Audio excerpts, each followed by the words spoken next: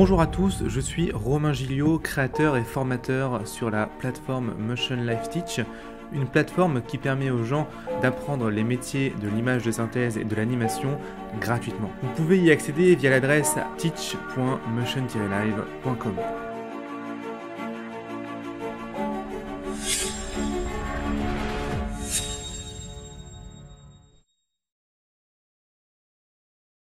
Allez, bonjour à toi, merci de nous rejoindre sur ce tutoriel, sur ce cours sur Blender. On va terminer aujourd'hui le shading de notre X-Wing. Donc finalement, il n'y a pas grand chose à terminer, tu vas voir. On va juste rajouter un peu de métal par-ci par-là et faire notre R2D2 et ce sera OK. Allez, c'est parti. Je te rappelle que juste avant de démarrer, tu peux t'abonner sur le site de teach.motion-live.com pour recevoir en avant-première tous les tutoriels qui sortent par email et en plus avoir un accès exclusif et gratuit à absolument toutes les scènes qui sont utilisées dans les tutoriels. Donc c'est vraiment le plan top pour pouvoir avancer et améliorer le plus vite possible en comparant tes scènes avec nos scènes pour voir si tu fais des erreurs, s'il y a des choses que tu comprends pas. Allez, sur ce, je te souhaite un bon tutoriel et on se retrouve sur Blender. Donc notre X-Wing, vous voyez qu'il manque pas il manque pas tellement de choses finalement, donc on va venir améliorer encore un peu tout ça.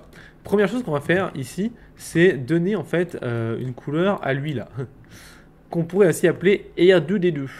Parce que là pour l'instant notre R2D2, il n'a pas trop de couleur et c'est pas top. Donc pour ça, on prend notre R2D2 et ici vous venez le mettre je venais lui mettre un shader. Donc ce sera le X-Wing blanc hein, finalement, mais qu'on va dupliquer, d'accord. On va peut-être même partir du métal. Ouais, on va partir du métal. On part du métal, on va le dupliquer, hop, tac, et on va l'appeler métal R2. Et on va venir modifier ça, déjà parce que le bump est beaucoup trop gros par rapport à la taille de l'objet. Donc ici, dans ça, je vais mettre 2 peut-être. Voilà, alors il y en a un autre qui fait n'importe quoi, je crois. C'est la taille des noise peut-être. De toute façon, les noise sont beaucoup trop forts. Voilà, c'est beaucoup mieux. Ouais, les noise sont finalement trop petits. Tac, alors où es-tu, petit noise?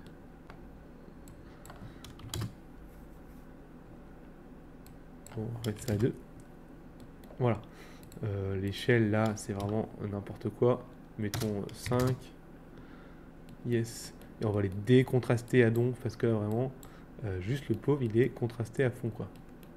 Voilà. Et bah aussi notre petit R2D2, il va refléter un peu plus la lumière quoi. Voilà. Alors il est une couleur un peu plus blanche. Yes, yeah. Hop, parce que c'est un métal. Donc ça sera la couleur de base de notre R2, d'accord? Ce sera son métal qui est sous, on va dire, sa carrosserie, quoi. Mais bien sûr, R2, il est peint en blanc par-dessus. Donc, on va venir faire la peinture par-dessus. Donc, pour ça, on va venir créer un nouveau stack dans ce matériau. On va faire, on va le mettre au-dessus pour que ce soit lui qui soit pris en compte. Et on va venir ici créer simplement le... Ah ouais, on va le refaire à la main, celui-là. Donc, on va venir, hop, un nouveau shader. Blanc. R2. Tac, on est parti. On va faire simplement un principal. Tac. Hop. Alors on voit pas le résultat. On va venir ici faire tab, tout sélectionner et faire assign au blanc R2. Voilà. Yes. Et ceci étant fait, on va pouvoir venir bien gérer, voilà, un peu de spec, une couleur un peu moins blanche peut-être. Faut pas rigoler. Peut-être venir même mettre un mix color. Ah, pas mix shader, pardon. Pour la base color, justement, pour avoir quelque chose de plus, un peu plus nuancé, venir mettre un noise en facteur. D'accord. Tac. Et avoir ce noise ici, juste en objet pour les UV et non pas en généré. Voilà, hop, tac, on voit que c'est beaucoup trop grand voilà, et mettre un peu de détail dans l'histoire. Donc voilà un petit peu ce que ça donne pour la couleur. Ok, plus sombre. Ok, hop, le spéculaire, beaucoup trop de roughness finalement. plus doux, voilà, comme ceci. On voit qu'on a oublié des faces, c'est pas très grave. Et ici, je vais venir de la même manière que j'ai fait mon noise, créer une curve et mettre le noise dans mon ami la roughness pour créer un peu plus de perturbation finalement. D'accord? Voilà. Alors ce genre de choses, comme s'il était un peu sale notre R2. Vous voyez? Ok? Donc là ça nous fait notre peinture de base, vraiment vite fait, hein, parce que notre R2, rappelez-vous, il est à cette distance-là. Hein. Et d'ailleurs, je le trouve un peu finalement trop brillant. Yes, et un peu trop clair. Voilà. On va dupliquer ce petit matériau pour la partie bleue, d'accord, de R2. Donc pour ça, on va faire un plus. Tac, ici. Alors faites-le bien là, hein, sinon vous tirez une balle dans l'œil. Hop, et on va l'appeler bleu R2. Et dans le viewport, évidemment, bah, il sera bleu, hein, sinon on verra pas grand-chose. Voilà. Alors ce qu'on va faire, c'est qu'on va sélectionner cette partie-là. D'accord? On va faire un CTRL-I et on va mettre dessus notre métal R. Pas notre métal, notre blanc R2. Tac. Voilà. Ce qui fait que maintenant, pas bleu R2, blanc R2, j'ai dit. Ah bah. Yes, comme ça, on était sûr que ça marche pas. Ah oui, voilà, blanc R2. Notre bleu R2, bah, finalement, il faut le mettre bleu, hein, parce que là, on a changé que la partie du viewport, pas du shader. Donc pour ça, vous venez chercher votre node d'éditeur justement ici et vous venez lui mettre du blue. Hop, c'est parti. Tac, plus sombre, hein, le bleu, beaucoup trop finalement. Voilà, quelque chose comme ça. Et par contre, si la roughness, je vais mettre un peu moins forte. Je vais essayer de juste mettre un subsurf dessus pour mieux voir ce que je fais. Parce que je suis un peu perdu là. Ouais, hop, c'est bon. Donc voilà, là j'ai vraiment une ref de ce que ça donne. Et ça me paraît encore un peu trop brillant. Ah, voilà. Alors lui, il manque un peu de bump, j'ai envie de dire. Donc on va venir reprendre notre fameuse image de rayure. Parce que celle-là, elle est vraiment top. Image. Où es-tu? Là. Alors, hop, tac. Ouais, ça va être ça. Hop, en OV, en objet. Pas en objet. On va le laisser comme ça, là. Le mettre en Cox. Blend. Yes. Alors des fois le blend ça marche bien et des fois ça marche pas du tout, c'est la vie. Il me projette super mal. Sphère. Ah, sphère ça m'a l'air pas dégueu. Allez, on va partir sur... Ah non, ouais, non, on a encore une coupure. Alors, ce qu'on va faire, c'est qu'on va repartir finalement de plane. Ouais, non, bon, le mieux ce sera plate. Et revenir, la tourner, la mettre un peu dans tous les sens. Pour virer les coupures. Ah bah cool. Hop, mais c'est parce qu'il me prend mes UV et le petit.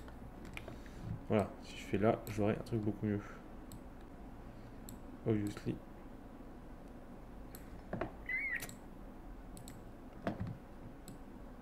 C'est toujours pas terrible, hein. Alors, je sais pas ce que j'ai fait avec ces UV là. On va lui mettre les UV, je vais les redéplier. Je pense que je les ai juste pas dépliés en fait, les UV.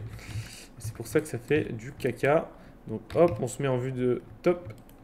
Parce que c'est la meilleure. Voilà, on prend les faces ici. 7, 5. Vous faites un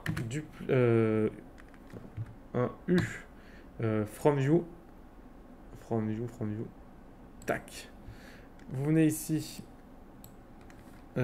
Ici pour les objets.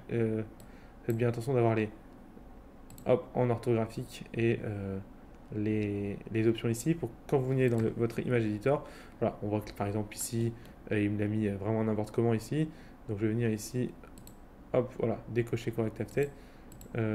Click to bounce, non. Scale to bounce, oui.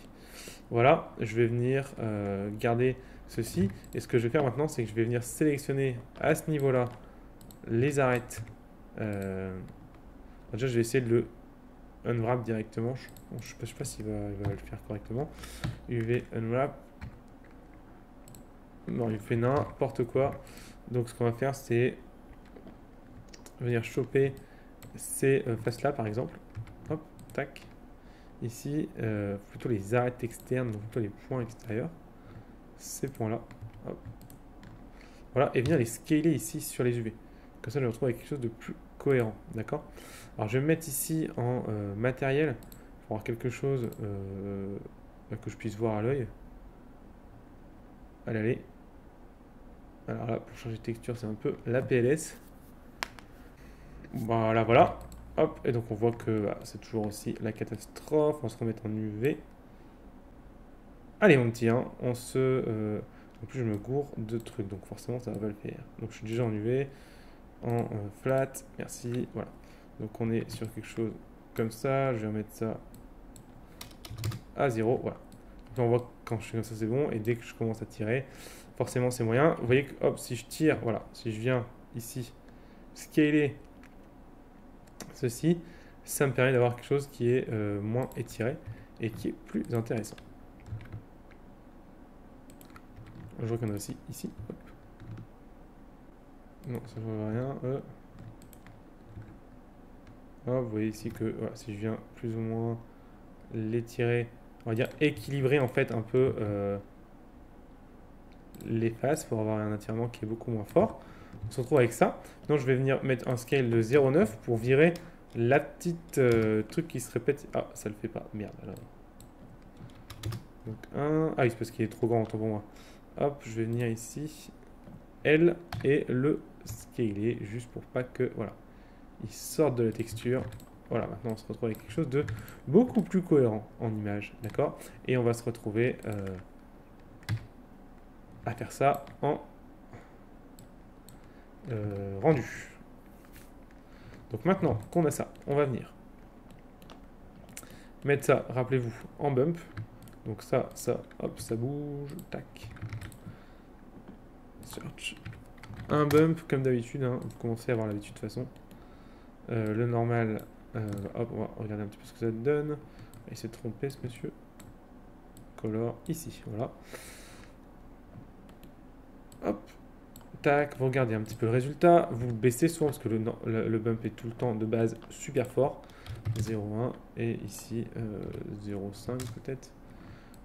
Tac, et là ça me paraît finalement pas dégueu. Et j'ai envie de peut-être augmenter un peu la glossiness, donc c'est-à-dire la roughness inversée. On fera quelque chose comme ça qui est pas dégueu du tout. Allez, point 3. Yes, voilà notre petite tête d'R2D2 prêt au combat. Parfait. Hop, je vais venir créer sur les petits bouts ici, je vais leur mettre un truc de métal, hein. Clairement, on va pas s'embêter. Ça, on va passer du truc là, hop, shader. Hop, on va passer en objet ici, tac. Je vais mettre le métal, hein. Alors R2 métal, tac, voilà. R2 métal, j'ai dit. Alors, je peux pourquoi? Ah oui, CTRL M, voilà. Voilà, alors quelque chose comme ça. Qui brille bien, qui est bien beau. Et on a notre peinture en dessous, qui est finalement un peu trop claire. J'aurais envie de venir un peu contraster le tout. Pour rendre notre R2 un peu plus crade. Hein, qu'en pensez-vous? Ouais, hop. Peut-être aussi le mettre un peu marron. Ça un peu bleu peut-être. Un peu... Voilà.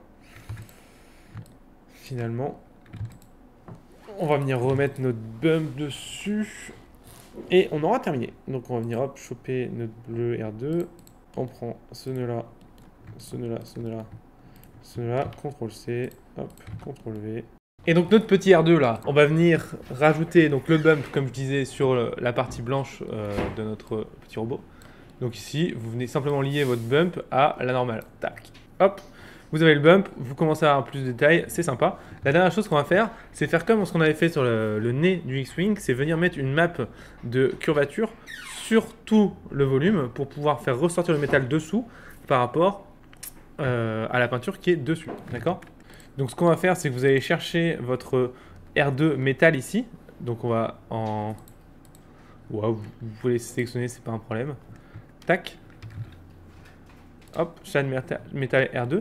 Et finalement, en fait, ce métal, ce qu'on va faire, c'est qu'on va le grouper. D'accord? Juste pour pouvoir le réutiliser dans d'autres shaders.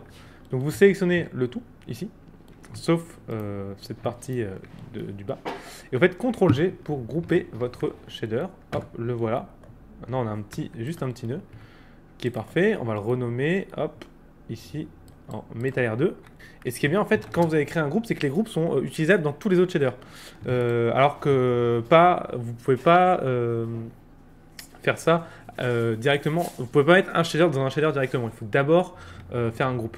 Et une fois que vous avez fait ça, vous venez remettre votre blanc R2 et vous venez ici créer Shift A, et bah, vous l'avez deviné, un groupe et Metal R2. Tac. Et donc là, on a un shader qui est avancé et si on appuie sur Tab, je peux venir le modifier. Et maintenant que j'ai ça, je vais pouvoir faire un mix shader en fait entre ce shader là et ce métal pour gérer en fait le métal qui est sous la peinture. En fait.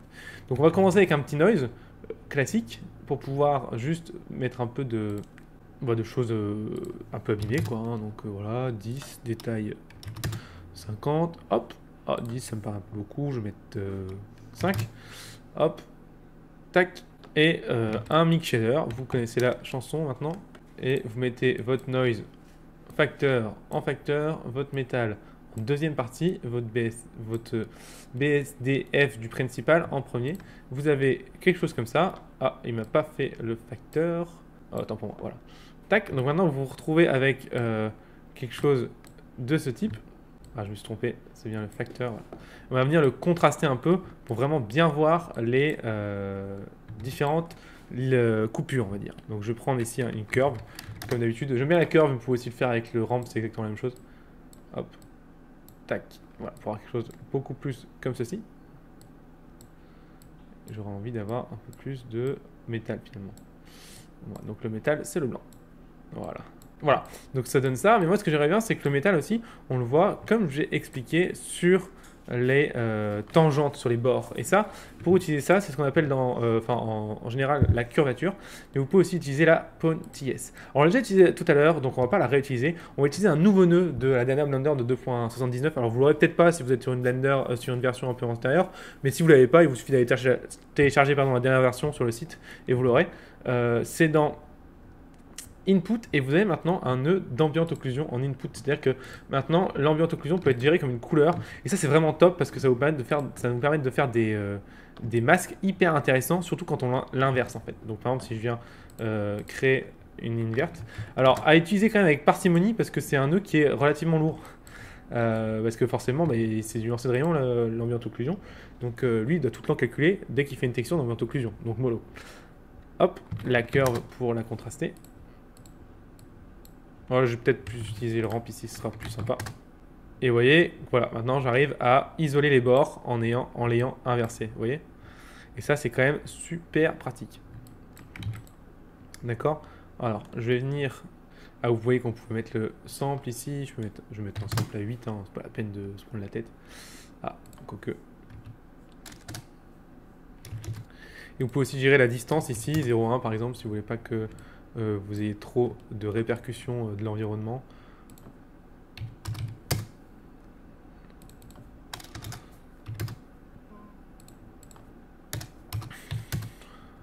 Voilà, quelque chose comme ça. Peut-être, finalement, et vous voyez qu'on arrive à avoir cette belle ligne ici blanche que je vais venir aussi peut-être un peu augmenter finalement à, voilà, comme ceci.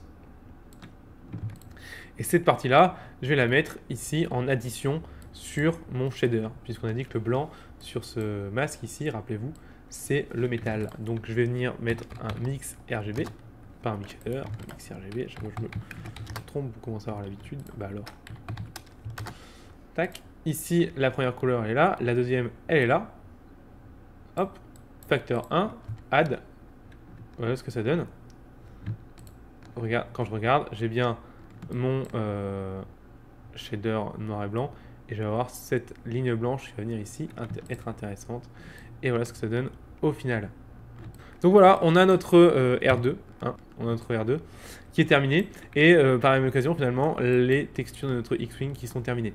Alors on est resté quand même, je vais être franc avec vous, relativement simple puisque c'était vraiment une histoire de découvrir comment fonctionnait le node editor.